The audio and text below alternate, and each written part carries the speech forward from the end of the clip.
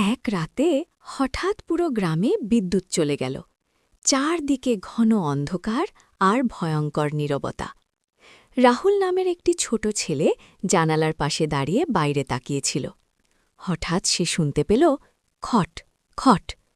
মাটির ভেতর থেকে অদ্ভুত শব্দ আসছে। রাহুল ভয়ে কাঁপতে কাঁপতে বাইরে তাকাল।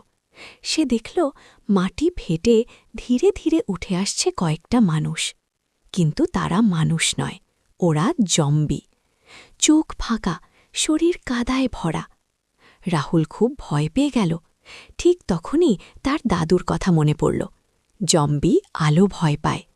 সে তাড়াতাড়ি মোমবাতি আর টর্চ জ্বালাল। আলো পড়তেই জম্বিগুলো চিৎকার করে চোখ ঢেকে পেছাতে লাগল। কিছুক্ষণ পর সূর্য উঠল। সকালের আলো পড়তেই জম্বিগুলো আবার মাটির নিচে মিলিয়ে গেল। গ্রাম আবার শান্ত হয়ে গেল।